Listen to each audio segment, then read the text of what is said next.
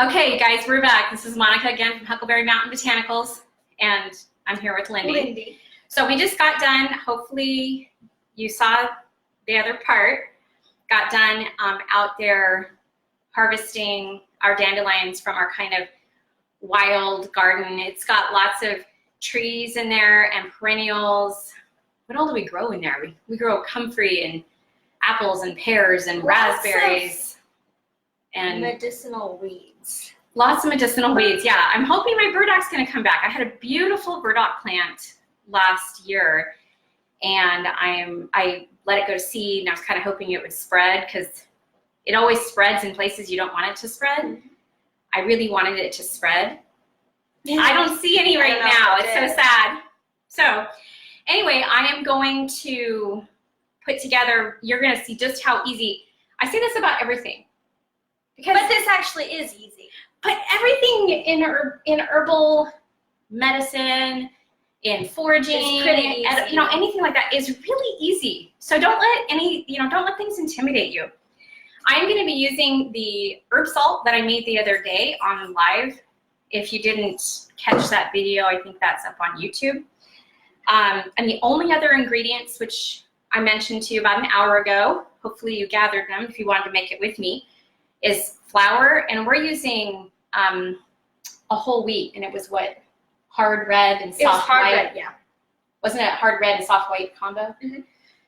Yeah. About half and half. Okay, and we ground that ourselves. And I'm using a little less than a half a cup, but it really depends on how much, how many blossoms you're doing, because well, I guess they're not really blossoms or flowers.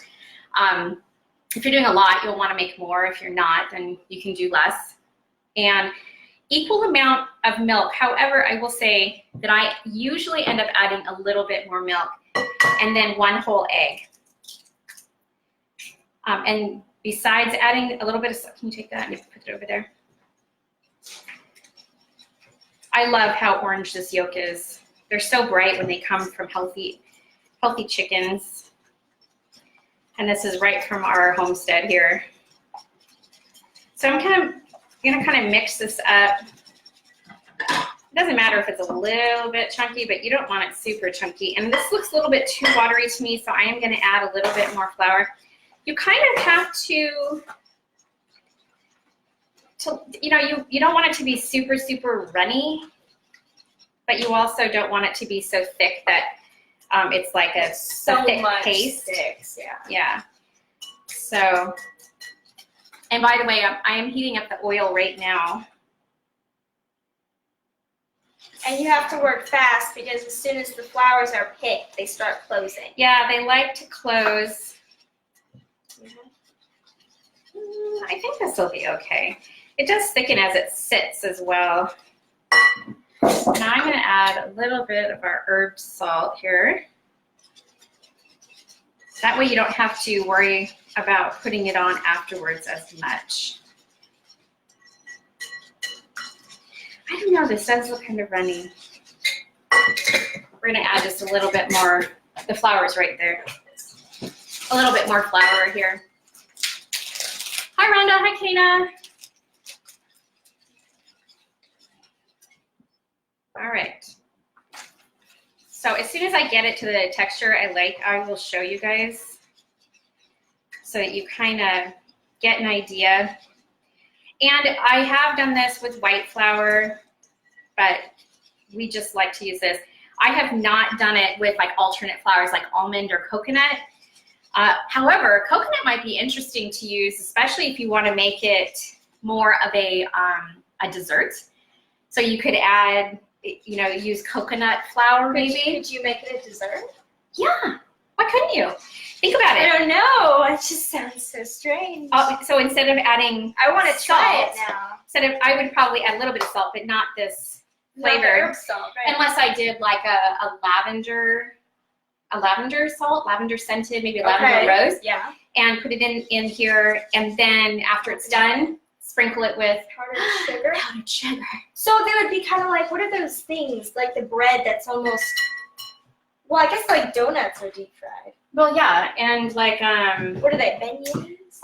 Yeah, maybe. What are those That's so things? fancy. What I are don't know. those I was things? thinking Indian fry bread But, or like, elephant ears, like Yeah, at I mean that's the fair. basically Oh. fritter-like things. So this is, it's not super runny, but it's also not super thick, and that's about how you want it. And I'm just gonna be stuffing these in here. It's a little bit of a messy business because I'm just gonna start throwing them in. And notice I didn't wash them. You can if you want. I know that there are no animals.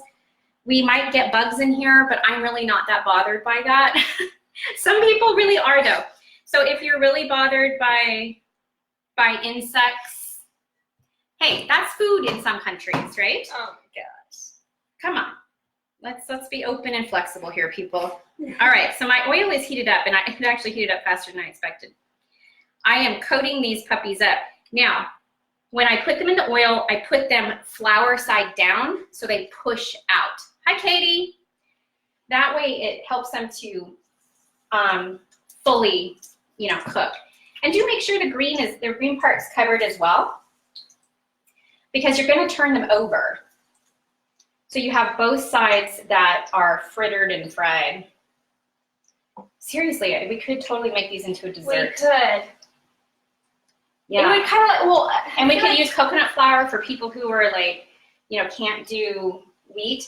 The one thing I would be careful with coconut flour is that it is very absorbable. You need very, very little coconut flour to equal, whole wheat flour.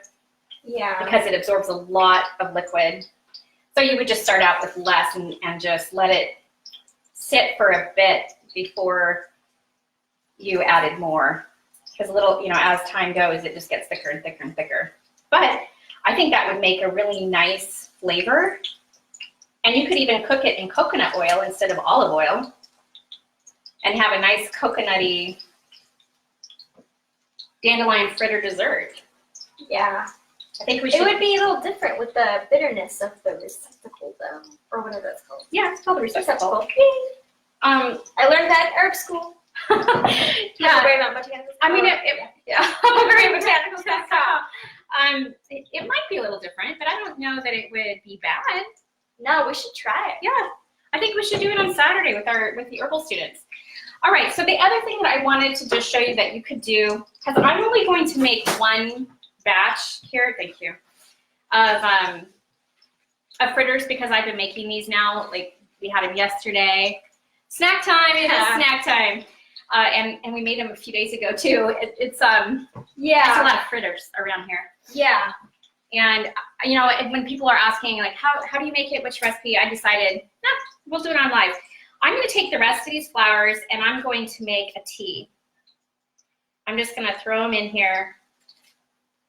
And this tea will help with digestion. It'll get things moving along in the gut and in your intestines, and especially if someone's dealing with constipation or slow motility, this will really help. You can add lemon or honey or lime to it, whatever flavors you want, if you feel like you need to. And just put hot water on this and let it sit for, I don't know, an hour or so. And then strain it and you have a really nice drinkable tea. And you could even freeze the cubes so you have them at any time if you just want to drop it into some water and you have dandelion tea ready to go. We have so many herbal ice cubes in our freezer right now. It's crazy. I know, we just keep collecting more and more. I like the metal tongs. I want the metal tongs. So I'm going to be turning these things over soon. I kind of turned it down and I wish I hadn't. You want to keep it at about medium heat while you're cooking it. It's just that it was so hot that I was afraid it was going to start smoking, and I didn't want to put the fan on because it's so loud. And I think that water is almost hot, isn't it? That's kind of disrupting it too. I wish you could bring the camera over here. Well, let's see if we can. Well, these aren't quite where I would turn them yet. All right. There we go. But if you're not, so can you see this color here? Where's the camera? Okay, that's almost to the point where I would turn it over. So I'm gonna let these sit a little bit longer. And when I turn it over, I end up pushing them down slightly so that that receptacle part, the green part, sinks down and everything sort of flattens out. So it makes it more like a pancake so that you can get that even cooking. Otherwise, you've got one side of the green that is cooked and one side that isn't, which, is not enjoyable. So I'm going to slowly start turning these over.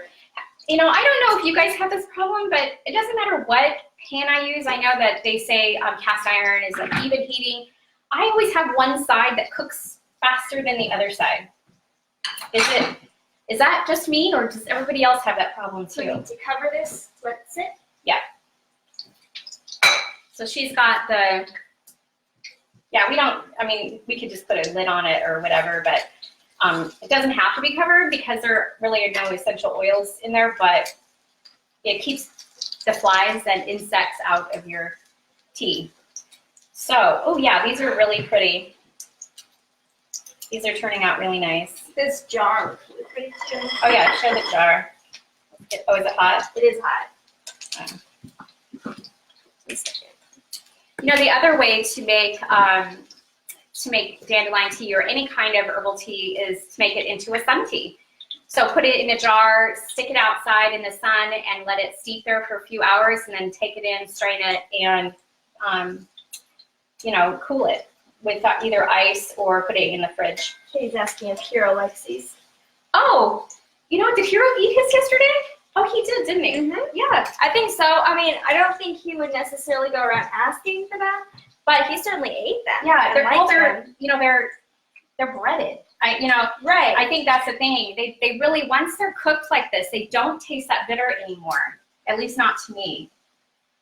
But maybe I'm just used to that bitter flavor. I don't know. Well, and Hero likes bitter too. He does. He likes bitter and sour because he doesn't eat sugar. Right. So to him, it doesn't taste that extreme. So, I'd say he likes them. Yeah. He's pretty open to things, especially if the green is hidden. Mm-hmm. And this is hidden. He just sees a little fried bread thing and thinks that looks delicious. So exactly. And then what we're going to do is, as they're getting done here, this one looks about done. I'm going to put it here, and you guys can look at it. And then there's the back sides that kind of smashed it down. Yeah. There we go. And then this side. Yeah, they're so pretty and so easy to do. Really good. They're delicious. I really think this would make a super special appetizer if you had some friends over. And imagine, you're serving dandelion flower fritters, and you've got some, a wild green salad with maybe some edible flowers on it, and a salad dressing that you made yourself with some herbal vinegars and herb-infused oil or something. People love that. I know every time that we've had people over, especially children, it's amazing. Even teenagers, they'll eat the salad like crazy because it has cool stuff in it. Yeah. We've had people come over that as soon as they hear that we've got weeds or whatever in it, like, oh man, that's so cool. And they're over there eating a massive amount of salad. It's really nice, and it just makes it extra special. It's not often you go to people's houses and they're serving wild food, and I think everyone really enjoys that and really likes it. And it makes you a unique hostess. Mm-hmm. You're doing extra special stuff and things that are growing around you that are actually more nutritious than the things you would get at the store. So there they are. They're all done. And at this point, if you want, you can just sprinkle more salt on there, and that's probably what I'll do. Put a little bit more. I haven't tasted them yet to see how salty they are, but they're still, yeah, they could use a little bit. Just kind of sprinkle that on there. And remember that herb salt is so good, and it adds that extra special touch too. So that is how you make dandelion flower fritters. Did you just pour hot water over the blooms? Yes, I did. And yes, I just answered the question. All right. So I think that's it. So we have the first part and then this part.